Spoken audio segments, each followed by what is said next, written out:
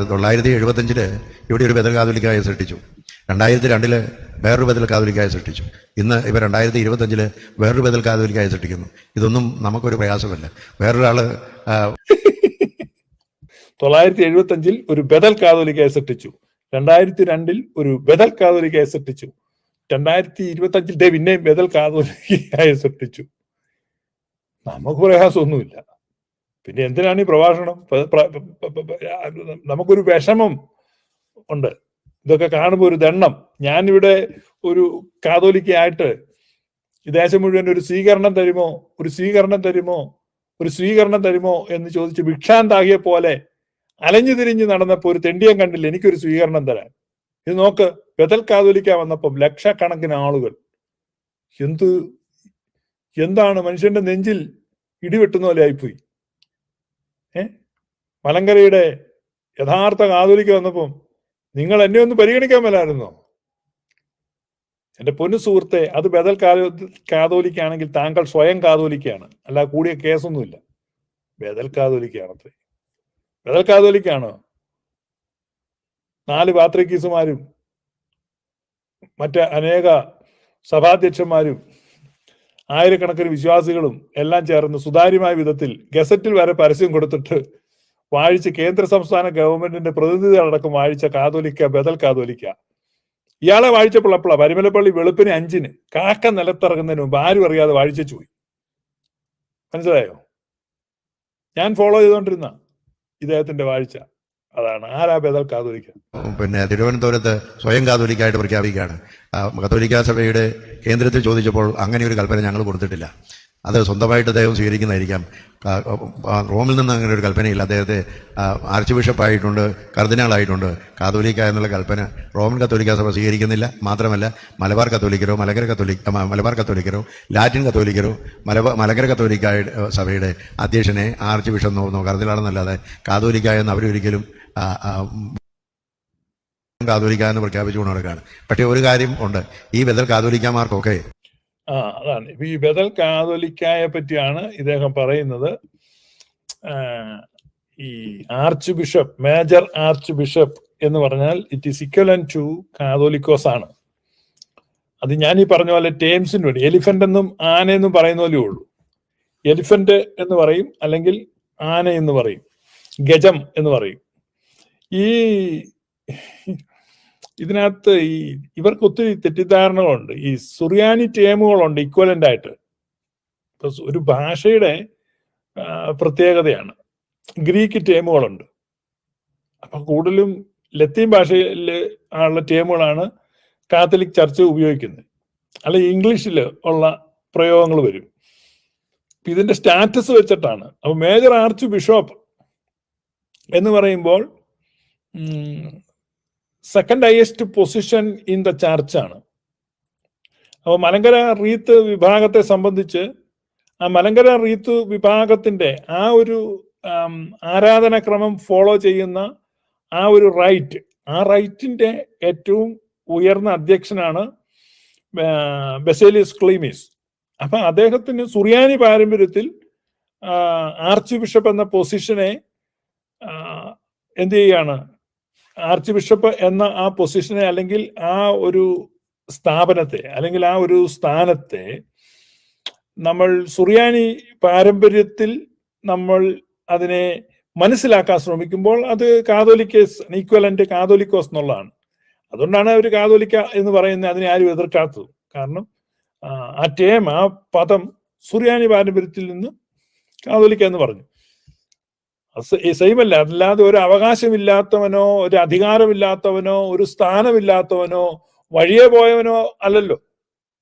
അതൊരു linguistic problem മാത്രമാണ്. അത് തികച്ചും സാങ്കേതികമായ ഒരു പ്രശ്നം മാത്രമാണ്.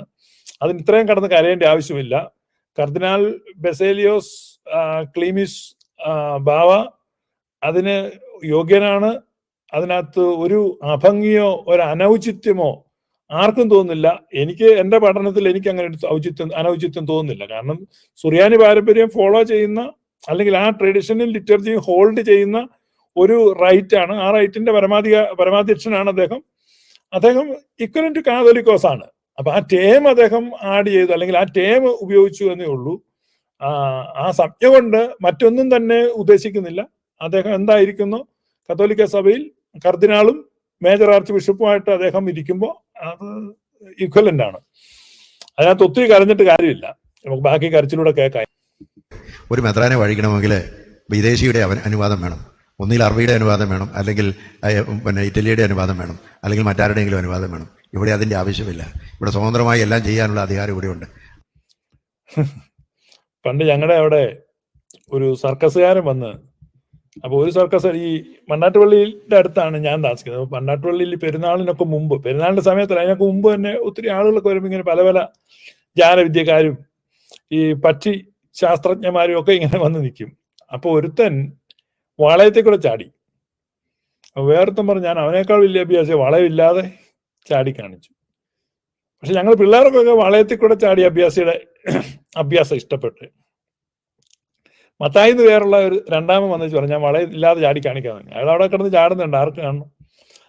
അപ്പൊ ഇദ്ദേഹം പറയുന്നത് എന്നാന്ന് ചോദിച്ചാ, ഇദ്ദേഹം പറയുന്നത് ഇദ്ദേഹത്തിന് മെത്രാനെ വാഴിക്കാൻ ഈ നമ്മുടെ captain Raju, C I D Moosa ആദ്യം കൊണ്ടുവന്ന് ഇന്ത്യൻ ഓർത്തഡോക്സുകാരാ കേട്ടോ. C I D Moosa cinema ഇതിനകത്ത് ഉദാഹരിക്കാൻ.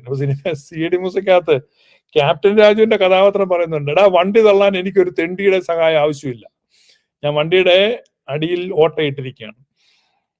അപ്പൊ ഇതൊക്കെ ഏറെക്കുറെ ഒരു ക്യാപ്റ്റൻ രാജു സ്റ്റൈലിൽ പറയാം, എന്റെ തലയ്ക്ക് മുകളിൽ ആരുമില്ല. അന്നേരം ദിലീപിന്റെ കഥാപാത്രം പറയുന്നത് അത് ശരിയാ, കണ്ടിട്ട് തലയ്ക്ക് ഉള്ളിലും ഒന്നും ഉള്ളതായിട്ട് തോന്നുന്നില്ല.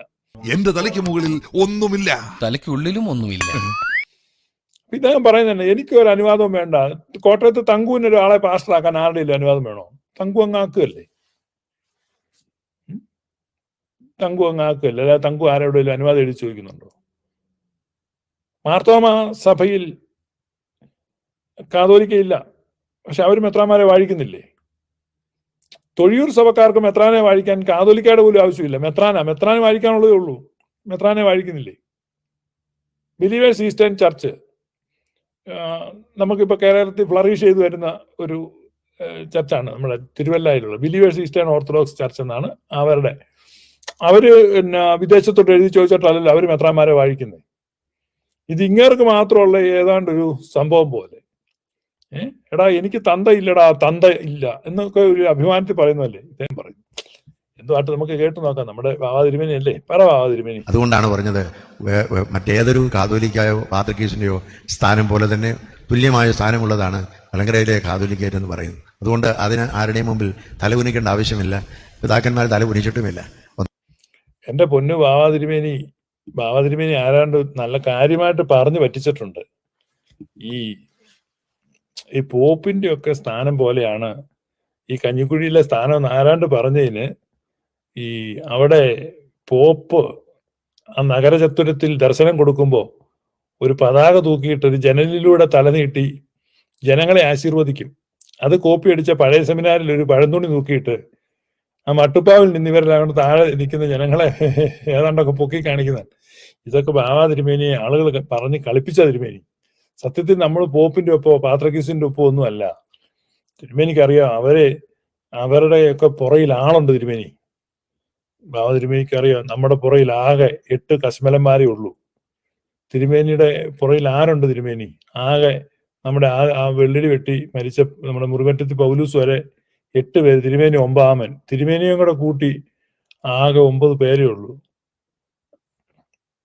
നമ്മുടെ ആ ഫ്രാൻസിസ് എന്ന് പറയുന്ന പുള്ളി ഉണ്ടല്ലോ, പുള്ളിയാണ്ട് 243-ാമത്തെ ആളോ മറ്റോ, 240 പേര് പുറയിലുണ്ട് തിരുമേനി. അങ്ങ് 1-ാം നൂറ്റാണ്ട് വരെ മുൻഗാമികളുണ്ട്. ബാബാതിരുമേനിയുടെ പുറയിൽ ഏത് കോപ്പനാണുള്ളത്? നമ്മളെങ്ങനെ അവർക്ക് തുല്യമാകുന്നേ?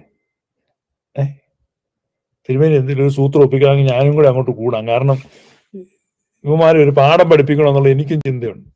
പക്ഷെ നമ്മൾ കൂട്ടിയെ കൂടത്തില്ല ബാബാ തിരുമേനി. നമ്മുടെ കൂടെ ഒന്നും ആരുമില്ല, നമുക്ക് അങ്ങനെ പാരമ്പര്യമൊന്നുമില്ല. മനസ്സിലായോ?